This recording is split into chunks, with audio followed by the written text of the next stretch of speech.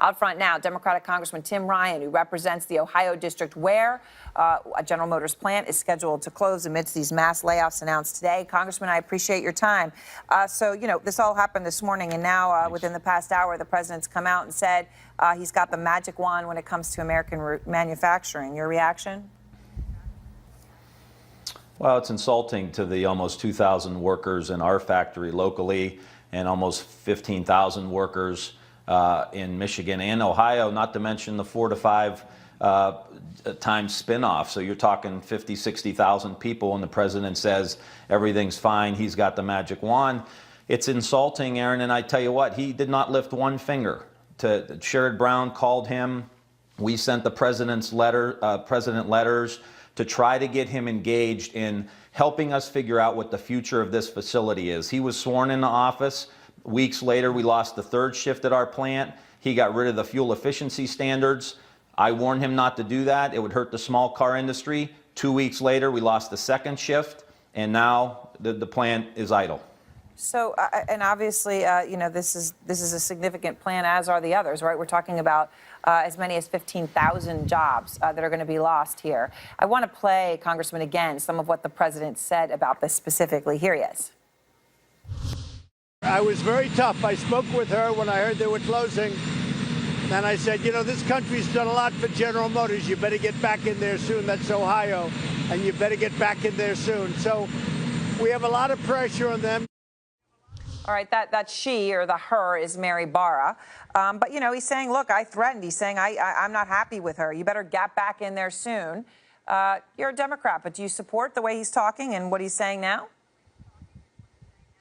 Well, let me just be clear, and I'm not trying to be political. That's an absolute joke. This president did not lift one finger.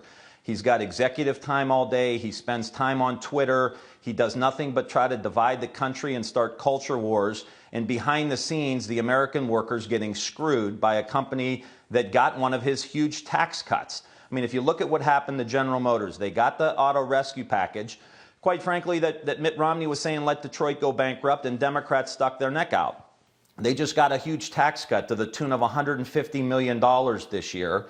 And then they turn around, cut 15,000 jobs, and the stock price goes up 6%. So all the executives are making a lot of money. I don't know how much Mary Barra made off of that today, but all the wealthy people made money, and all the people in Youngstown and in Detroit got pink slips. That's a broken economy, and the president has made that worse, not better. He's not lifted a finger for General Motors, try to get a vision together for communities like ours. So, I just saying, they are saying they're laying off 25% of their executives as well. I mean, so just to make the point, within GM, there's going to be pain amongst all the ranks, at least it seemed from the announcement today.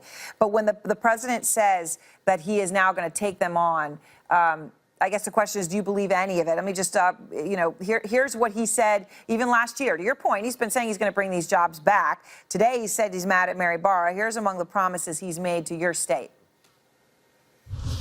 Those jobs have left Ohio. They're all coming back. They're all coming back. Coming back. Don't move. Don't sell your house. Was he just naive, or in your view, that was all just politics? He didn't care? The president daily, hourly, minute by minute makes political statements. He makes statements that are going to get him in the news. He tells people what they want to hear. And here's the reality that's happening today, Aaron, is that the sideshow that we have with the Trump administration is facing a reality check today in Detroit and Youngstown, Ohio. Being a president is hard work. It takes a vision, it takes a plan, it takes getting the government to do public-private partnerships to work closely with business in order to grow the economy. It's not about sending out tweets. It's not about giving speeches at rallies. It's about rolling up your sleeves and doing the hard work. And the president has no industrial policy for the United States. He has no manufacturing policy for the United States. He's a one-trick pony where he said, if you cut taxes for the wealthy, that investment will trickle down to places like Lordstown, Ohio. And you know what? We've been trying that 30 years. And the plant used to be 16,000 workers. Now it's down to 0.